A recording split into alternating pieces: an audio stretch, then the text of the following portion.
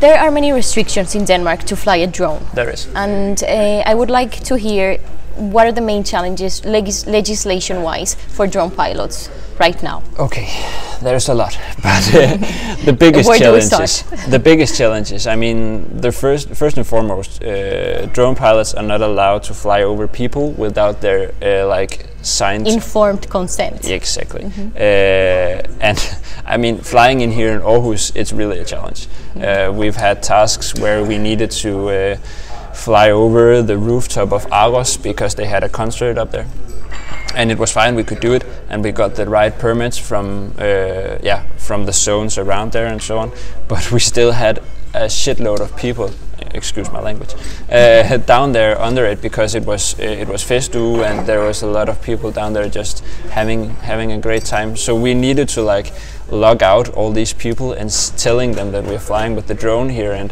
asking them if it's okay that the drone is over them and so on.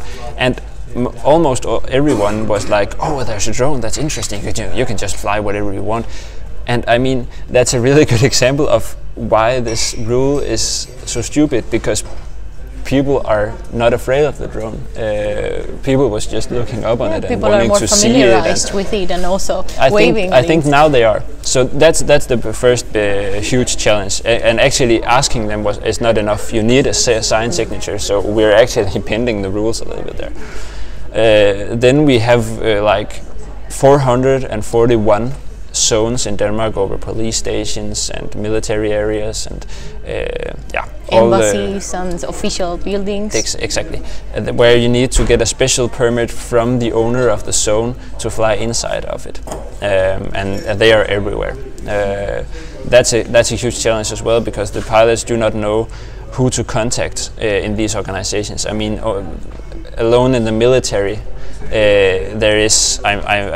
I'm just shooting a number here. I mean, think it's 200 zones maybe that they own, and when we call the military or the defense in Denmark, they do not even know who to refer you to get the permission. So when we found out who to refer to inside of their organization, they actually wanted to buy the list from us to use in their own organization. I mean, that tells a lot. Then we have all the restricted area for the nature because of the birds and so on. There's a lot of you're allowed to hunt, but you're not allowed to pilot a drone over certain forests. It's noisy, and being annoyed. The birds are being annoyed of it. And then we have all the railways. We can't fly over railways without a permit from Bane Denmark or DSB.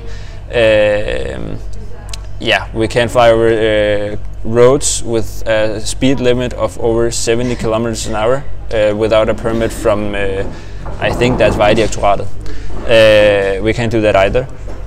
We can't fly over private ground that is like a restricted area with like a bush or whatever. So it's almost easier to fly a helicopter to get some aerial images. Definitely, it's easier, but it's still much more expensive. Much more expensive, but legislation-wise, it's easier to just drive a helicopter. Much easier. Then we have all the airports and the helipads on the rooftop of the hospital out there. That is also restricting the area. So, and that's just some of them.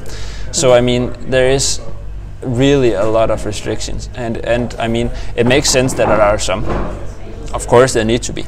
But making a rule that we can't fly over people, that's, I mean, come on, there are people everywhere. So that's maybe the biggest challenge of all, especially for delivering packages, for example, and making these beyond visual line of sight flights is really tough. Okay. It's actually not possible right now. So what if you actually get the permission and you fly and there is an accident and your drone falls? Who's going to take responsibility of that, or what are the consequences of that? Yeah, well, the legislation says that the pilots need to have an insurance covering like third-part damages. So if your drone falls down and hits a car, your insurance, you need to have an insurance covering those damages. So that's how that is covered. But if you break the rules, for example, fly over people or fly in responsibility inside of the city, you will get a fine and maybe even get your drone taken away from you. But that's also a huge challenge right now, because there is all of these legislations, but the police don't really know them. I was in Helsingør, in the northern part of Zealand, and I was walking around the city, and there was some family, and there was a wedding in the middle of the city at the church in there. And there was a guy flying around with a Phantom 4 drone over everyone. He was just flying around like crazy, and he was getting a lot of good pictures.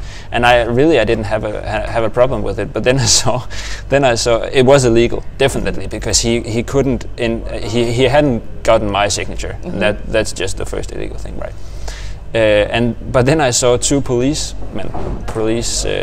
officers standing there just looking at him flying around, and I mean, I couldn't take it. I needed to go over there and ask them, why aren't you doing anything about this? It's your job to like stop him. But they were like, well, there's nothing happening. He's not doing anything wrong. They didn't know the legislation, and I mean, that's a huge problem, because a lot of people know that, and he probably didn't have a certificate either. So that's a problem also for the market, if we should talk about that again, because a lot of people are flying illegally. And just cutting out the actually certified pilots, and we use time and money to get certified. But if the legislation is not kept, that certificate is nothing worth. I think it's getting better. I hear stories from all over Denmark almost every day about people being approached by the police.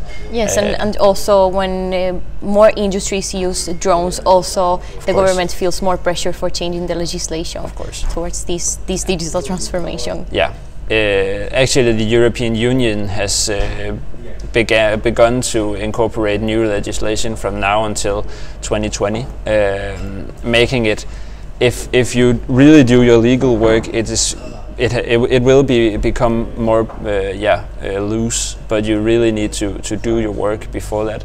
But I think that's fair, because it puts even more pressure on the actual pilot, the certified pilot, that know what he's doing, and if he really gets the right permits and write down what he's doing and why he's doing it, he can get a permission to, for example, fly over people or whatever. So that's really going to be exciting to see how that is going to change the market.